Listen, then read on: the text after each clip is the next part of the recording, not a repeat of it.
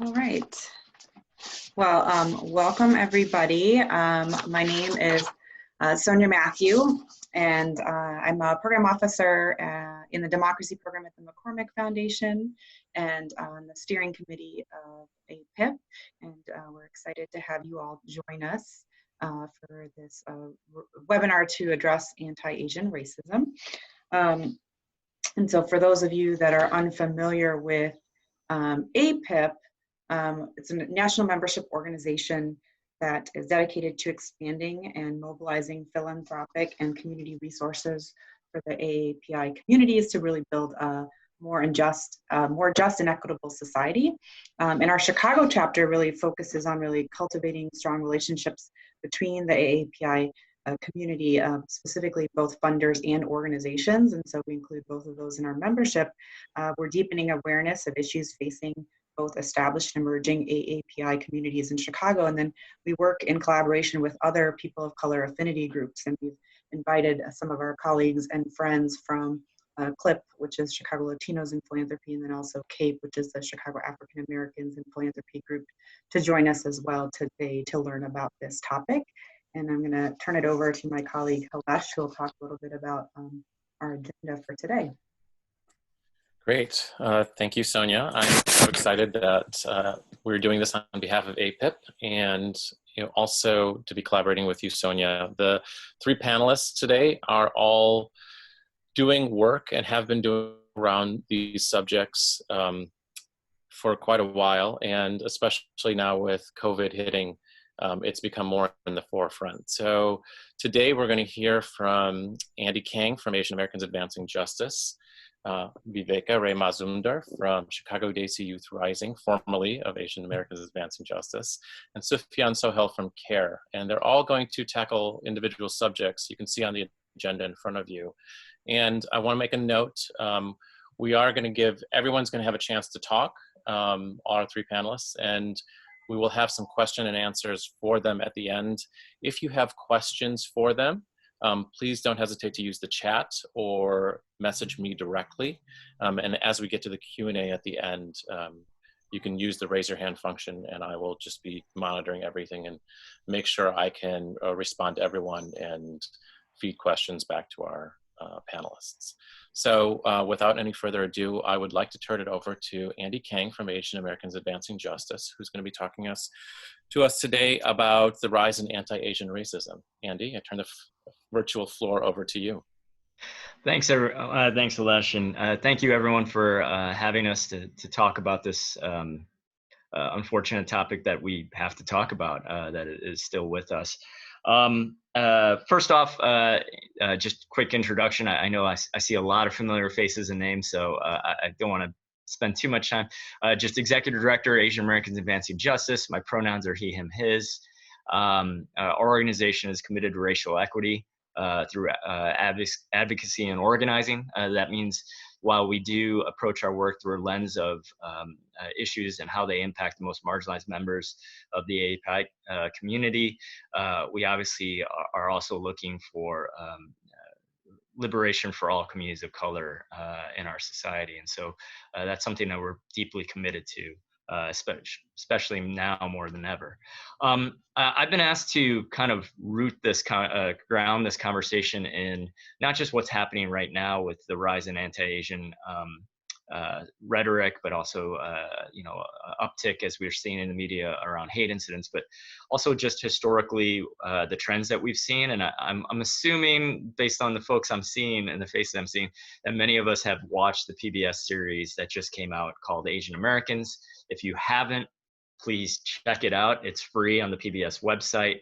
But one of the things that becomes very clear through the different storylines that document the history of Asian Americans from 1800s to even now is we often see Asian Americans, different immigrant communities, being scapegoated for a particularly large problem that is afflicting the majority.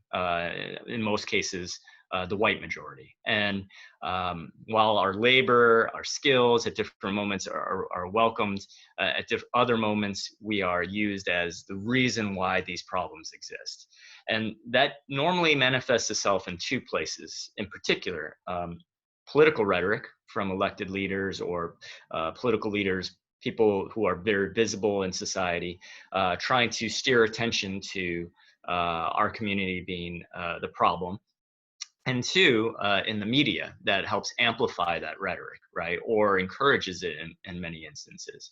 Now that all looks very familiar to us now, but it's important that we talk about that because whether it was the Vincent Chin case or even further back, that issues rhetoric that had led to all the violence up and down the Pacific Coast prior to and simultaneously parallel to the Chinese Exclusion Act and the laws that came after that. It's really important that we not forget the rhetoric part, right? Because one thing that is really certain is that certainly hate incidents will happen when there is a lot of suffering and trauma, and race issues tend to come to the forefront.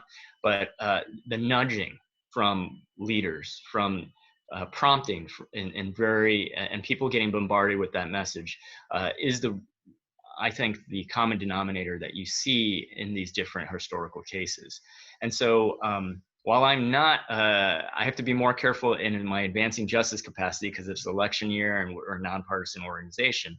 One of the things we are trying to do through all available means, also in our individual and personal capacity, is hold political candidates in particular accountable for the words they are choosing and the messages that they're using in this moment. And this is a bipartisan problem, as we've seen more recently, right? This is not just the Trump administration, but this is also, what we're seeing is the white majority struggling with how to politically deal with the issue of race and to call out and stand against scapegoating of any kind. And so I think that's one key pillar of white supremacy that we need to talk about and engage our allies about, that this is not okay, that this is not just about winning an election, that people will get hurt, people will potentially get killed again if this trend continues.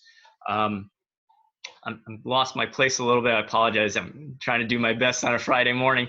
I think, the last thing I say, and I know I'm trying not to step on Suf or V because they both know how to find me. I think the last thing I'll say in our work is trying to figure out the appropriate role for advancing justice with this work. We know that once I just got off a call with some city officials. We know once a hate incident occurs, there's going to be a lot of support that currently doesn't exist as an infrastructure for those individuals and their families. I do not view advancing justice as that being our wheelhouse, because we're talking about social work, we're talking about counseling, we're talking about connecting people to legal resources, which we could maybe provide some assistance. But honestly, I think in this moment, if you have to build it from scratch, you're probably not the right organization to do it. I think we need to build over what it currently exists, and different nonprofits such as CAIR-Chicago and others that have that infrastructure in place to some extent. So I want to recognize that, but I also want us to make sure that we not forget on the front end, not just calling out the political rhetoric and doing everything we can, both as individuals and in our official capacities, to try to stem that, but also things that we can do as far as encouraging communities to talk to each other right now in this moment, reduce community tensions, and identify certain other strategies that we maybe haven't tried in the past, but if we could go back in time, to some of these other issues, incidents in our history that I know some of the other speakers will get to, that maybe we would have tried them. And so that's something that we want to take this opportunity with the shelter order in place, with the amount of human interaction right now not being as high, to think those things through so that maybe we can get the wheels in motion to put those in place before the shelter order is lifted fully. Because once that order is lifted, we are going to see the bullying and issues in school maybe heightened. We are going to see, because of the loss of life and jobs, an uptick and an increase in opportunities for hate incidents. So I'm going to leave it at that, and hopefully we have more time for the Q&A.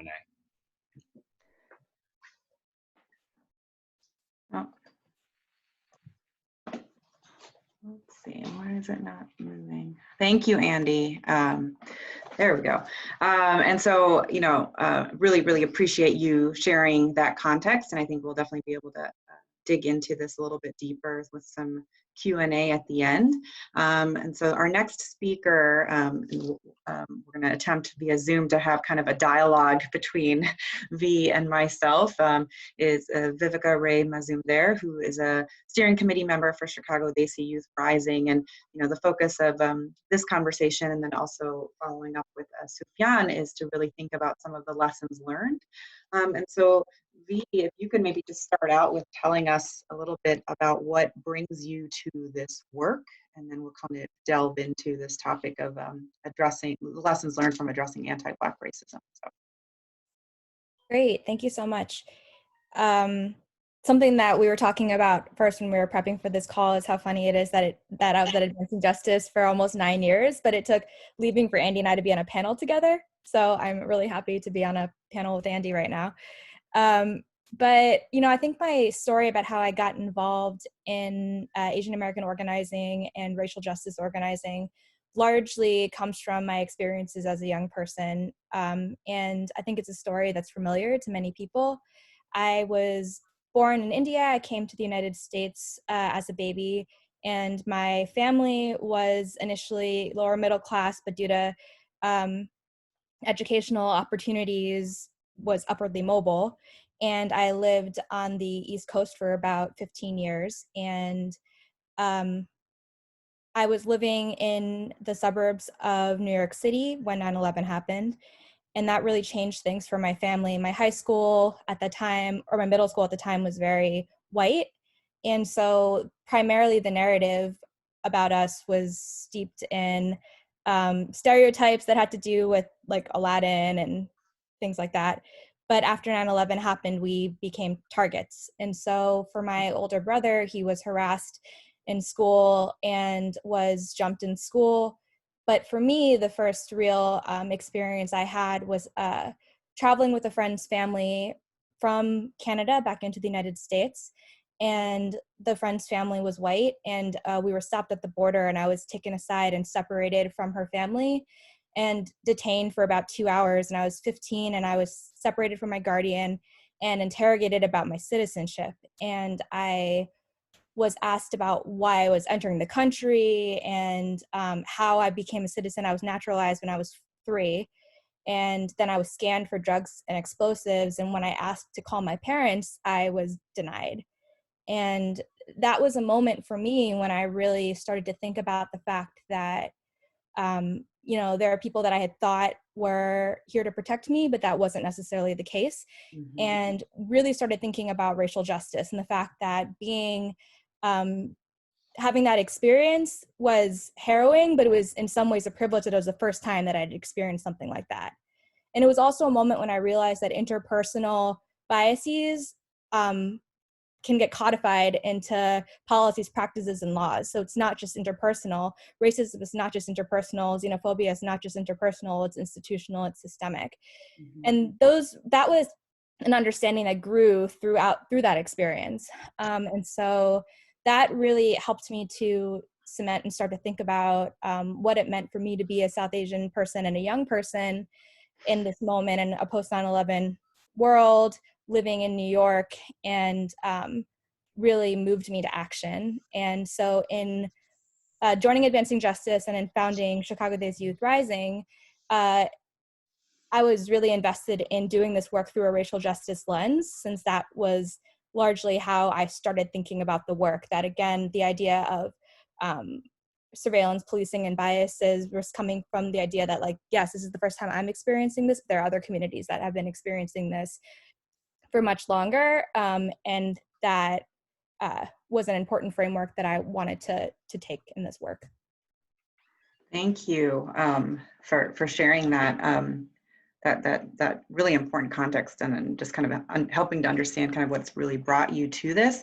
And I know that in your work with Chicago Desi Youth Rising, you've really been able to, have young people explore kind of the model minority myth, but then also kind of looking at some of the connections that exist with anti-Black racism.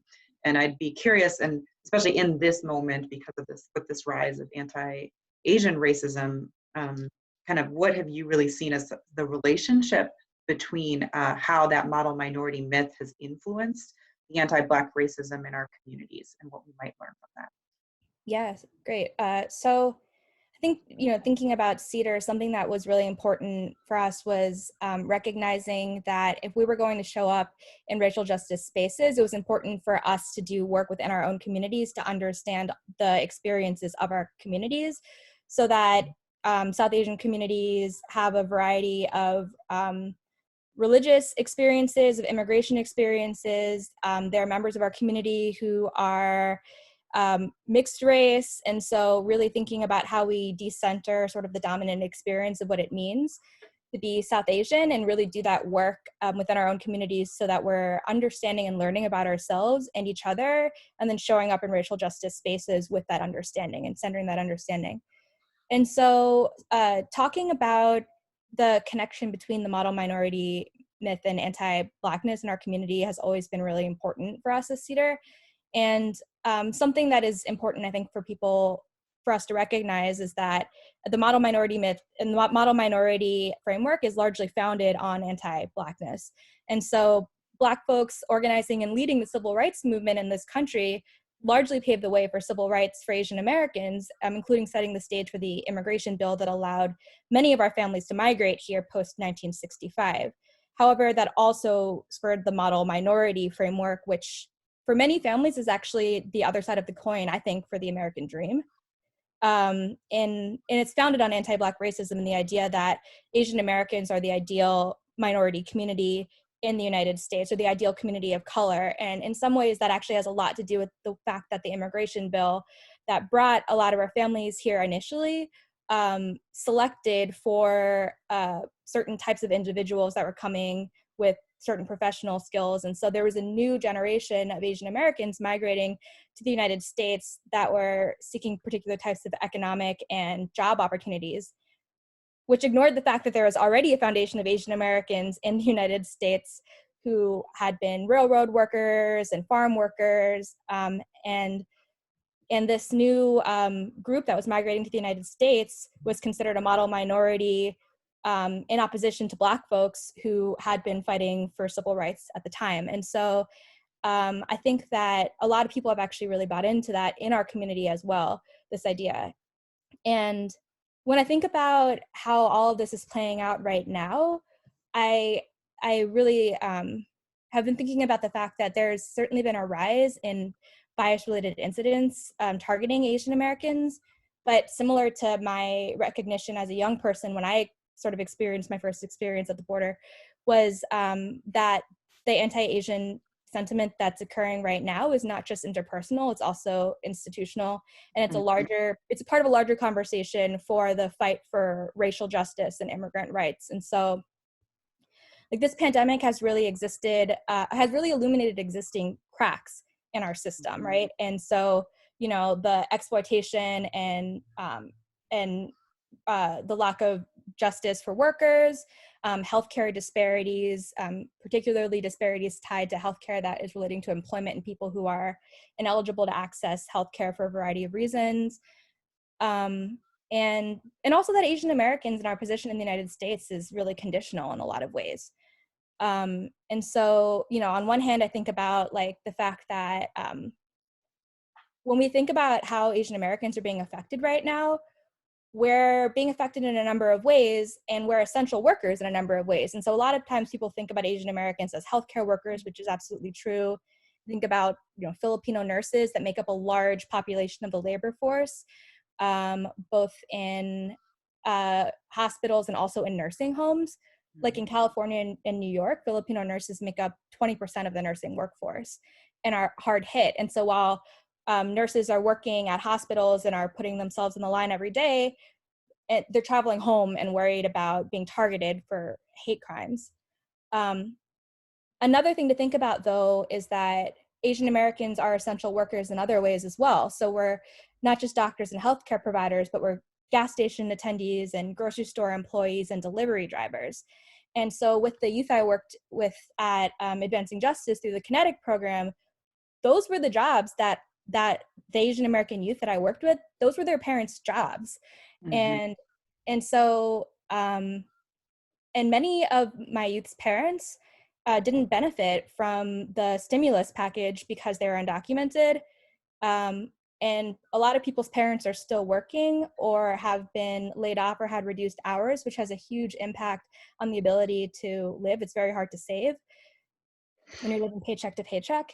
And so, you know, when I think about the impact right now, it's that as we think about like this moment, sort of the framework of Asian Americans as the model minority might mean like, what are we doing in solidarity with people being impacted, which is absolutely true, but we're also being impacted. Our community is being impacted in a variety of ways. Mm-hmm. And so one of the things that Chicago Days Youth Rising has been doing is that we've organized a mutual aid assistance fund for families on the Devon Avenue area who have been hard hit by layoffs during this time. And so we've been able to raise $22,000 through community donations and have put an additional $5,000 of our own money and have worked with organizations on the ground such as Indo-American Center and Rohingya Cultural Center, and have talked directly to people that work in restaurants and stores on Devon to identify 200 families who are out of work due to this pandemic, and have been able to get emergency cash assistance to those families.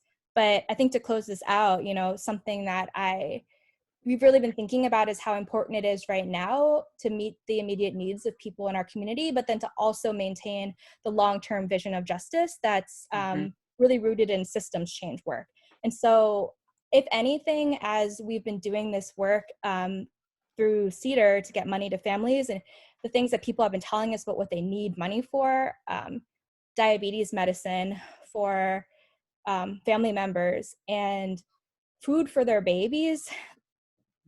These are, you know, this is more acute right now because people have lost their jobs, but these are issues that have existed before this moment as well. And so thinking about the long-term work, how are we meeting people's needs? How are we also fighting for our communities to be included in, you know, future benefits and stimulus packages? But then how are we also thinking about doing the work to ensure that our communities have access to quality healthcare and have the ability to have safe and dignified work and get paid equitably? Like all of these things are things we're thinking about as well. Yeah. Can you, it'd be great if you could share the info on the CEDAR, the mutual aid, in case people are interested in helping to support that in the chat. Be great to have that with everybody watching. And then also, I really appreciated kind of that distinction you're making both around the interpersonal piece of this work, but then also the institutional and the necessity of addressing both. And I think we can maybe talk more about that as we get into some of the solutions around this moving forward. But thank you for, you know, taking a few minutes to kind of share a little bit on that connection between addressing anti-Black racism and what we are experiencing now. We're going to turn it over to Hilesh to talk with Sufyan. Is there a moment that I might be able to share a little bit about the ways we're seeing how this is affecting young people, just really quickly? Oh, yes. Yeah, actually, that's fine. Awesome. Yeah, Thanks. yes. Yeah, because this also connects to some of that. And I, you know, something that's been coming up, I think as a youth organizer who's done a lot of work to fight educational inequity, something that's been coming up a lot is how this is impacting students right now. And so, you know, CPS is 36% Black, 47% Hispanic, 4% Asian American. And, you know, I've been talking to students and one of the things that we've been hearing about is how the switch to digital learning has been really challenging for a number of reasons. And so so I was thinking about how at Advancing Justice, I worked with a student whose teacher told me that the student was really engaged in class, but frustratingly struggled to turn in completed homework assignments. And after getting to know the student better, I'd learned that a major barrier for the student was that the assignments were digital because the student didn't have reliable wireless internet, didn't own a personal computer, and their mom was what we now call an essential worker. And so they were needed for daycare, they needed to support their family through childcare because childcare is very expensive. And so in order to complete the homework assignments, the digital homework assignments that the student had, they would actually go to the local coffee shop at 6 o'clock in the morning before school in order to use the Wi-Fi there and complete homework assignments on their phone. And so I see the student as being incredibly resourceful, but to their school, the student is submitting incomplete assignments is seen as a failure. And I bring this up because this is not a unique case. In this moment, CPS identified at least 112,000 students who needed laptops and many more who needed Wi-Fi hotspots during the pandemic as we switched to digital learning. And that's out of 360,000 students. So that's almost a third of the district. And I bring this up because, 78% of the district are low-income students. And again, like I said, 36% of the district are Black students. And so after the pandemic is over, when people go back into classrooms and are required to give these laptops back, not that everyone has gotten them, students are going to go back to not having these resources, but digital learning is still an expectation of schools.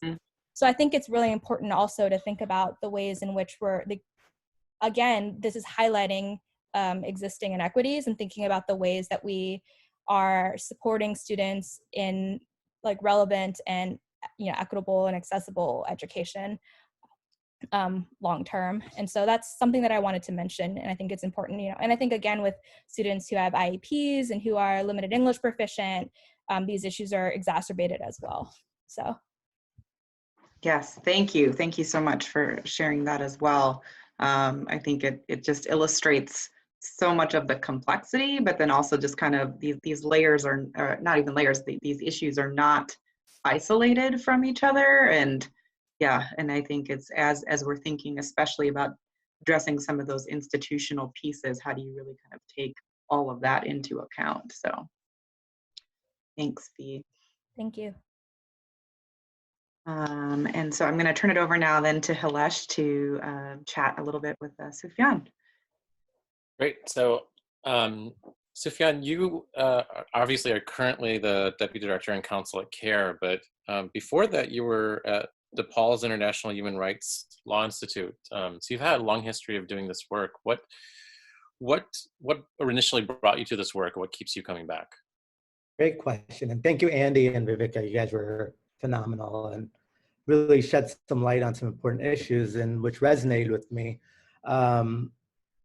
One of the big things has always been, I grew up pretty whitewashed and pretty secular in my own relationship with faith and culture, and not realizing how a lot of my friends and colleagues put me in, for example, in high school, I would be referred to as their brown friend.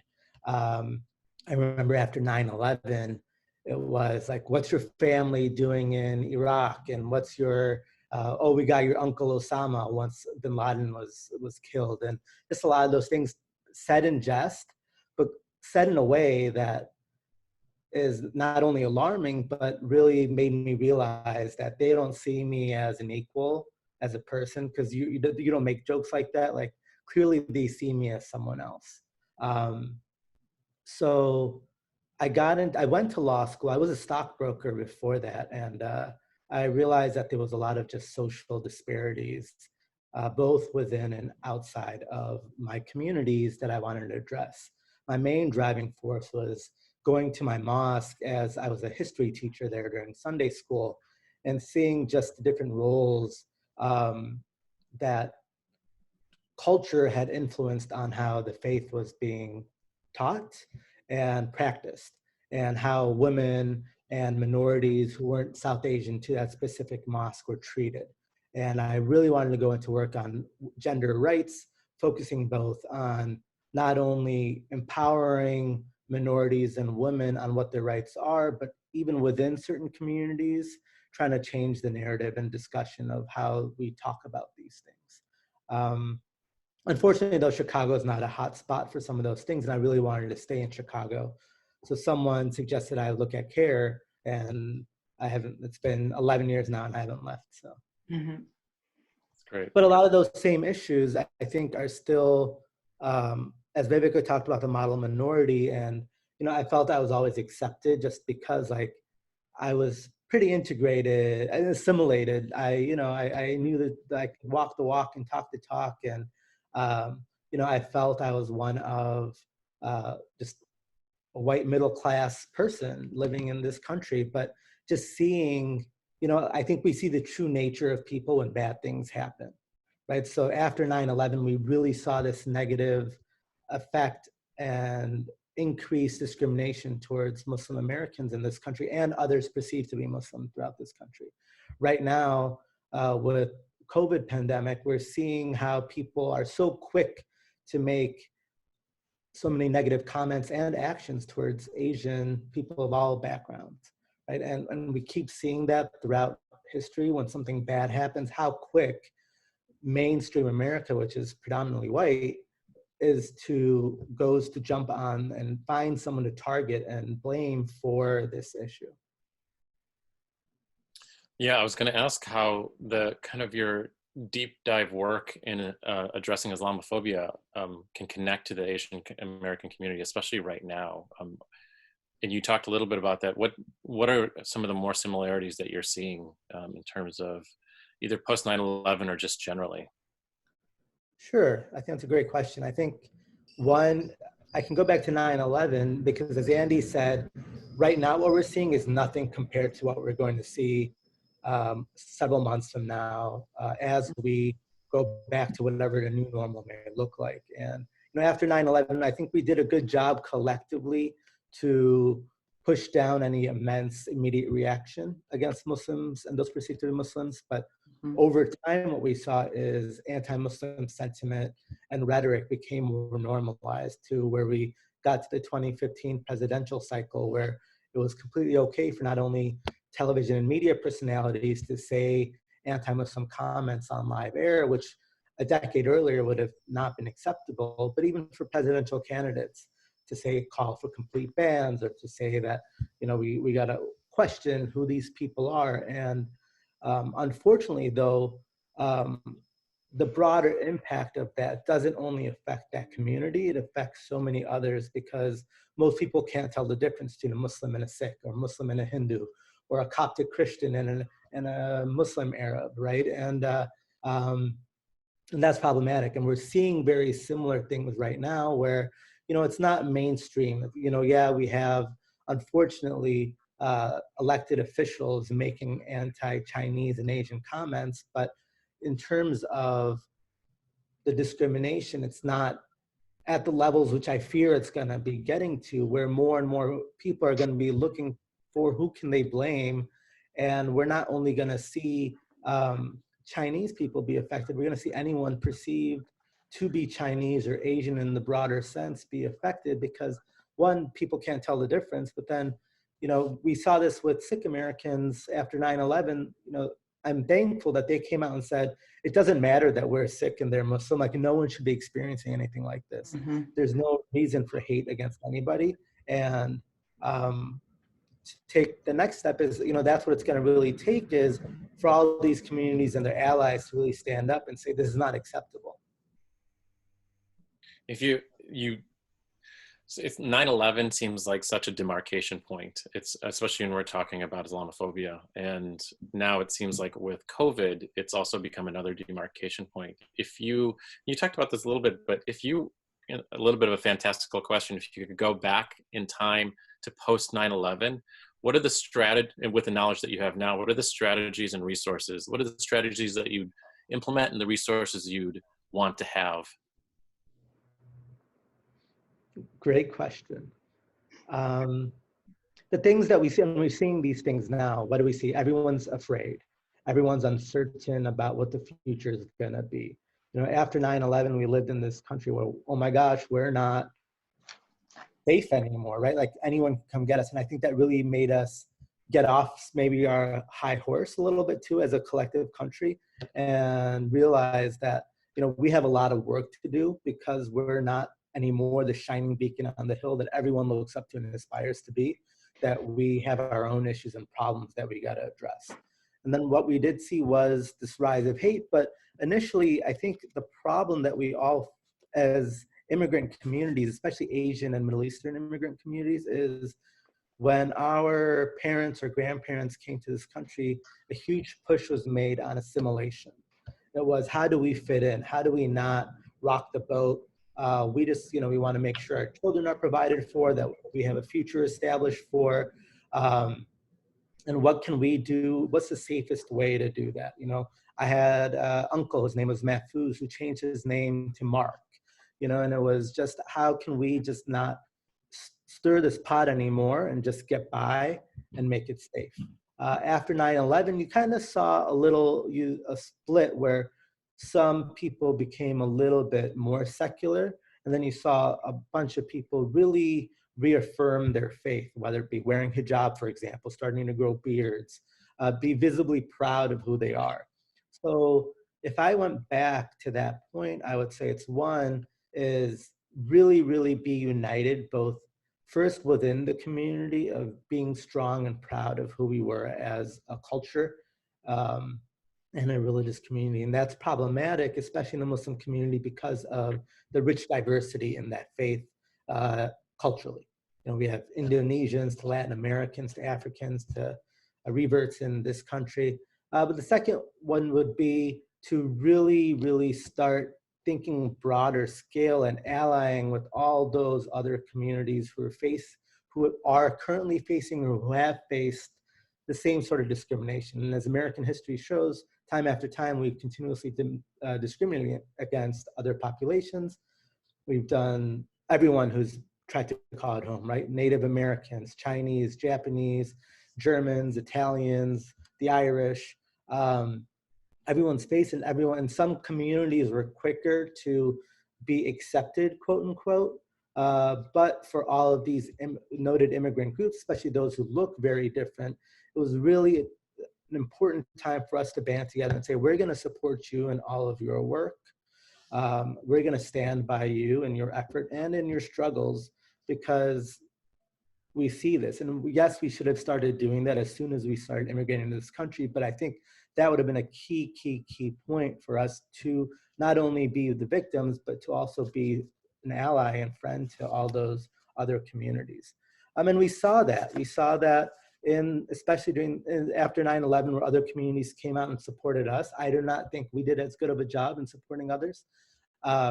We saw this in the 2015 election cycle, where Japanese Americans were some of the first who came out and said, you know, this same sort of hysteria we experienced in World War II, and we will not stand idly by when the American Muslim community faces this. You know, there was rhetoric of internment camps and all that sort of thing. And they said, no, we've experienced this. This is not acceptable. So the allyship, I think, is important. And then third is to really, really, really start getting involved in all the other issues facing Americans. I think sometimes immigrant populations, especially Muslims, sometimes get caught up in Islamophobia and how we're being targeted, and that there's so many intersectionalities that someone can be Muslim and gay, someone can be Muslim and homeless, someone can be Muslim and facing education inequality issues or economic inequality issues, and that we're all so complex as individuals, and to really get involved in these issues that face not only us and the subset within our own respective communities, however we identify, but larger work, just to show that we are as much a fabric as anyone else in this community, and that those issues affect us and we want to speak out against them. Thank you. That was great. I probably could ask you 10 more questions, but I'm going to turn it back to Sonia, who's going to facilitate kind of a Q&A with all the panelists. Yes, thank you for that. And, you know, just a couple of themes that I heard from our three panelists. You know, there's this idea of really thinking about kind of those interpersonal relationships. There's addressing kind of the institutional reform that needs to take place. There's addressing the fear that exists right now, really thinking about coalitions and allyship, and maybe even also the role of intersectionality. But so, you know, the three of you have given us so much information to digest, and would love to hear your thoughts around, you know, how do we do this? How do we do this moving forward? What ideas for solutions do you have in hearing kind of some of those themes, and kind of, you know, what's been sparked by just hearing what your fellow panelists had to say this morning? Yeah, I mean, I could jump in and go real quick, and then I actually love to hear what V and Suf have to share. So I'll start with one real tangible one, which is around the hate incidents. So this is something that Sufyan and I are working on together. You know, we've had some success raising some initial round of resources to get it off the ground, but it's around training and equipping community members, allies, in what's called bystander intervention training. So this would be making sure that folks have a certain set of tactics that allow them to, if they see a verbal harassment or what appears to be a potential hate incident that's escalating, it gives them a few simple things for them to try, where they can stay at a safe distance. They don't have to physically intervene necessarily, but could disrupt, if not de-escalate the situation. And so that's something that's being done right now. The trainings are out of state and being done remotely. We think in order to scale up and move quickly, we want to bring a core group of trainers, do a train-to-trainer model, so that we have a core group of trainers locally that can fan out and do those with local groups and networks that currently exist. On top of that, and this is the bonus, and we can't guarantee that's going to happen, we're trying to see, there's a Princeton University group, there's a University of Chicago law professor, there are a few academic hubs that are looking at models for predicting geographic areas, or by using different data points like internet activity, where there may be some predictive value about where hate incidents are more likely to occur versus others. That's not to say that they won't occur in other places, but as we try to prioritize where we would roll these trainings out, you know, experimenting with that one or maybe more of those models and being used as a beta test so that we can have some learning moments going forward. The second thing, and you know, I was just what hearing V and Suf talk about, you know, I was just reminded that we're doing spring cleaning here. I don't know if those of you spending a lot of time at home, and we're constantly coming across things and looking at it and like, where does this come from, and is it still useful, right? And I was reminded about our laws and something Suf said. You know, when Hitler and Nazi Germany came to rise, they were looking to create new laws to institutionalize their racism and their system of oppression. And they sent their Nazi lawyers to a country to study another country's laws on racial oppression. They sent them here to the United States of America to learn about how we handled slavery and African-American community, how we handled Native Americans on immigration, how we handled, in particular, Asian immigrants and denying them certain rights. And so it's important for us to remember that white supremacy, so to speak, isn't a foreign concept that came to the US. It's been part of our DNA from the very beginning. And I don't say that because I don't love our country. I absolutely love our country. But I think for us to really, truly get to an orientation where we're unrooting these things, we have to own that fact, right, and that story. And so not just with the PBS Asian Americans series coming out, but there will be a K through 12 school curriculum that comes out, you know, with that. My LA affiliate in particular is partnering with PBS and forming that curriculum. My understanding is coming out. I've been bugging them, so I'm hoping it comes out sooner than later. But one of the things we would like to do is with our Teach campaign is have that curriculum taught in public schools, because we think it is a missing component to the larger story around racial equity. You know, I think when we talk about restrictive covenants or you know, mass violence against communities of color, we don't tend to think of the Asian American community, but it is certainly part of our story. And so we want to make sure that happens. As part of that effort, I've been talking to, thanks to the National Family Philanthropy Foundation group that had a convening, I think in this last year, I was actually connected to Heather Miller at the American Indian Center here in Chicago. They too have an effort around their history. We'd like to join hands on that. And quite frankly, to V's point about youth, I know there is African American school curriculum in CPS, but I'm not hearing that they actually fully unpacked why did Martin Luther King come here to Chicago, right? Why did he at best end up with a stalemate with Daley Sr., right? And where is that work now? I think those are really incredibly important stories for our youth to be exposed to all together so that they can connect the dots a lot sooner than, you know, for many of us, Suf, I have the same upbringing as you. I know we talk about this. I grew up at the time in white bread Peloton, you know, with very few exposure to other communities of color.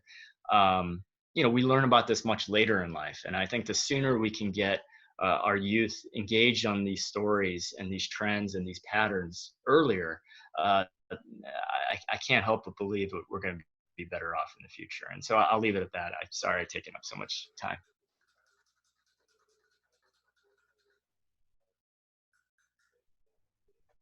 Yeah, any other thoughts? Thank you, Andy. Yeah, to reflect, thanks for sharing that, Andy, and also Sufyan.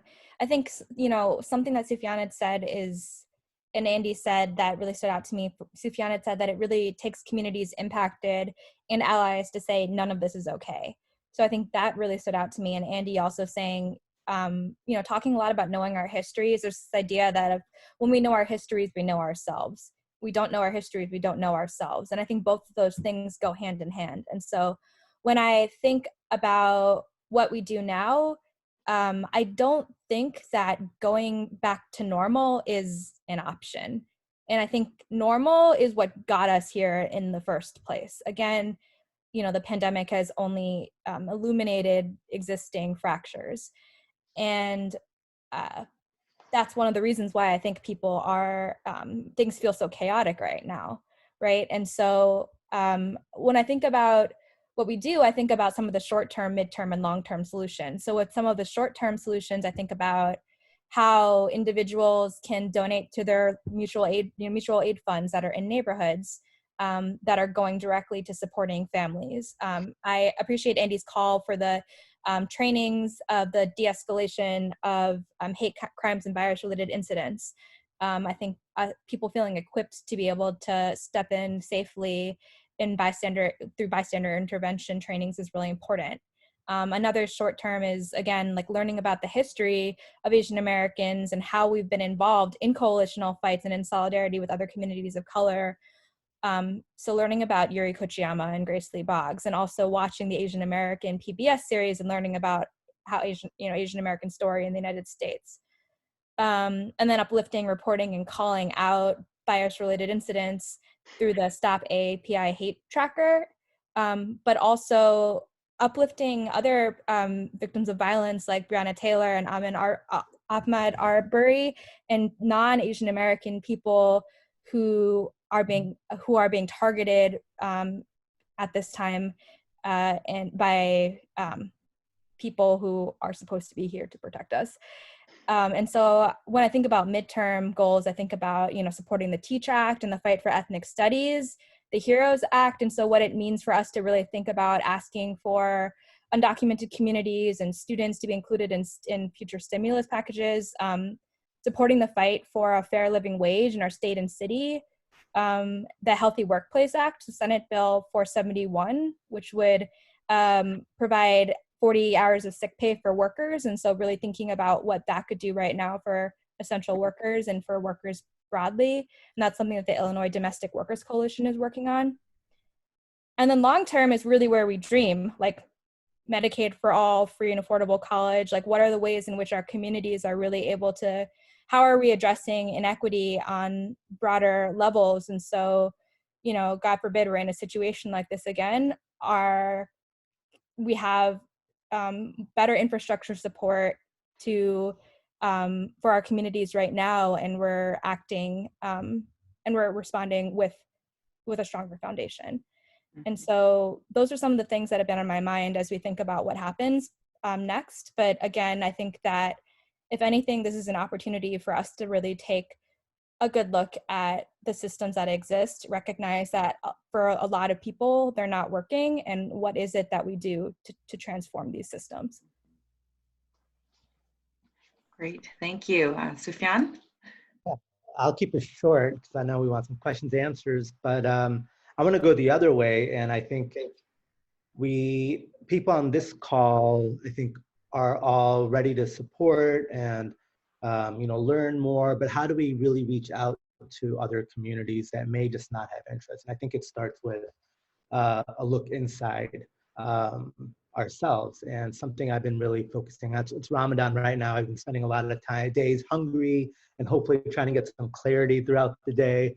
And one thing I've been trying to reevaluate is my own biases, right? And my family's and my community's biases. And I remember growing up and hearing a lot of anti-Black, anti-Mexican, anti-Asian, anti-gay, you name it, rhetoric, anti-dark skin and pro-light skin, all these different tropes and nuances and comments. And it's a conversation I've been having with my family regularly, is like reevaluating why these statements have to be made, why are those comments need to be made, and what is the real reason why these biases exist, especially within ourselves. And I think as Andy and I continue to hopefully develop our trainings more, I think an important step of that also is to go out to spaces that may not normally see people like us and really have an honest conversation about our implicit biases and attitudes, and really just get people to start thinking of not only that they have them, because we all have them to some degree, but the more of the why we have them and where they're coming from. Great.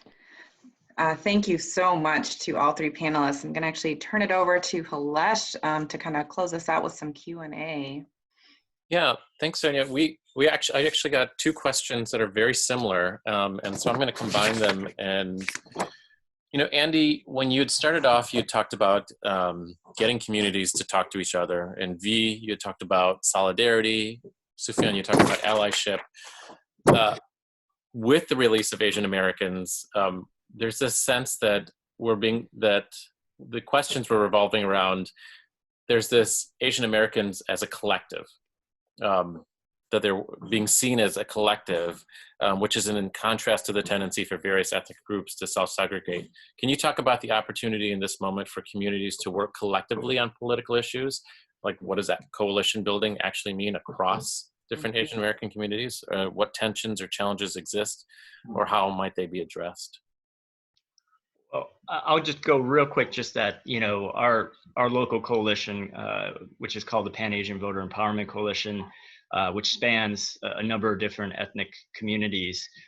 One of the things I'm very encouraged is seeing these different large service organizations. V mentioned one of them, the Indo-American Center and Chinese Mutual Aid in Uptown, along with Vietnamese Association, and then of course the Chinatown folks and the Korean community, is them getting on calls together and comparing notes and supporting each other. In fact, even sharing PPE at different moments, their own supplies with each other, or offering that up because they know how important it is to serve everybody, right?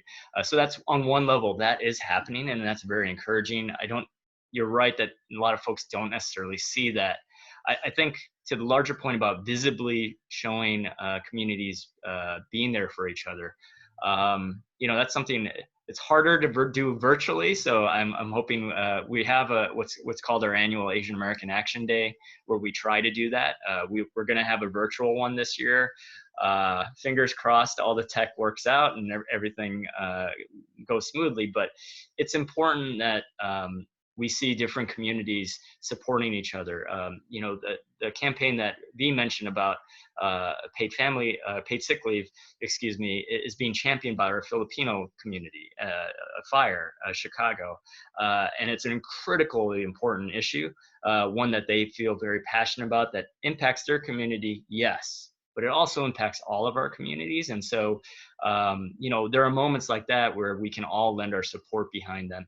You know, I'm very hopeful for that one because the FIRE was similarly successful in their previous effort to get the Domestic Worker Bill of Rights done here in Illinois. And so their track record on these labor issues and getting it done on behalf of the community is quite good. And so that's something that we're very excited to be an ally on. But you know, I think what I don't want to see in the PBS Asian American series during the Japanese incarceration story, they showed how the Chinese and Korean community actually said, "Oh, I'm not Japanese," right?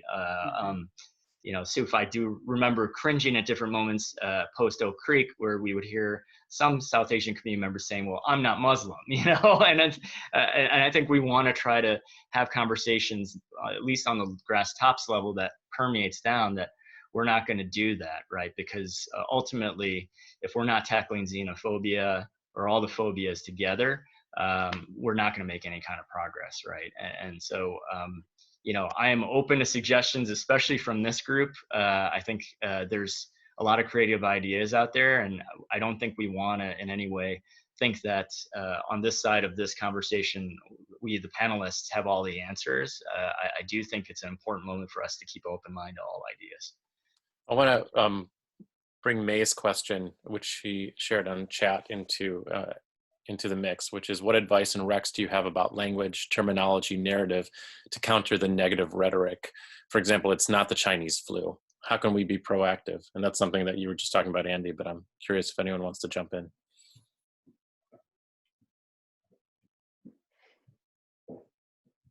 I think part of it is just calling it out immediately.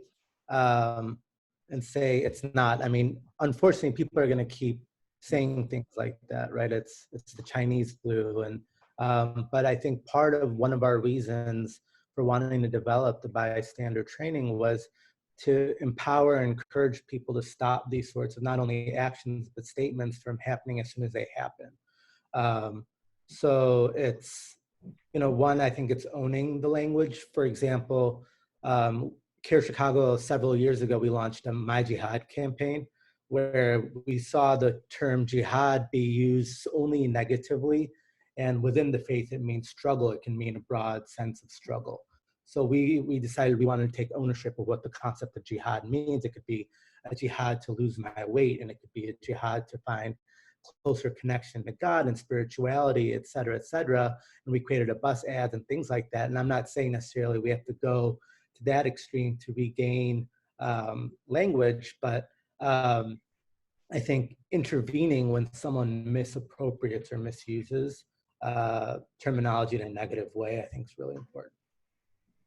Yeah, I mean, even with conservatives that are hopefully you're able to have a conversation with, if they don't necessarily see anything malicious about using that term, making them understand that there are dangerous risks and consequences, like the Vincent Chin story, like the other hate incidents, and certainly they wouldn't, hopefully can agree that that's not a good outcome. And so if using that language increases the chances of hate incidents, choosing different language that is equally accurate in their mind, I hope would become the better choice. And so we have to win over everyone we can, even if they don't agree for the same reasons that you have, you know, the whole spectrum of them. We need to change those behaviors and that rhetoric. Yeah, and I also think I agree with everything that Andy and Sufyan have both said. And I also think, like, looking to communities at recently around the ways that, like, how language is really powerful in the ways that we're thinking and reframing issues. And so I also think about, like, organizers in undocumented communities who have run campaigns to drop the I word, and that undocumented is a word that people are using, and thinking about how that reframes the issue to be about an issue and an issue and something, like, again, more structural. So thinking about talking, you know, when you assign a charged racialized word to an issue that's impacting a lot of people, the scapegoat becomes the people versus the ways in which we can think about how to support and solve issues in more broad-based structural ways. And so I think, you know, really taking inspiration from that as well. is something to consider. That's a great note to end on, although this really feels more like we're setting ourselves up for the sequel rather than kind of closing things out. So maybe our three panelists, we will come back and find you and see what that sequel looks like. But I'll turn it back over to Sonia to close this out. Yes, thank you. I feel like I have a bunch of ideas for our steering committee to take back about maybe how to follow this up and plan for some future programming as well. But just, thank you again to our panelists and for everyone that joined us. Just some quick next steps as this is Asian Pacific American Heritage Month. We've got our third webinar in our series is going to be on May 29th. Where we're going to look at the census and its impact and how we're able to really reach the Asian American community. We do have a LinkedIn group for APIP in case people are interested in joining. And then a number of us have already plugged this Asian American series, and I saw that Chindali also included the link to it, but hoping everyone can watch when they get a chance. But thank you again for joining us, and we hope to see you on the 29th. Have a good rest of your day, everyone. Thank you. Thanks, Andy V. Thank you so much. Thank Very you. good.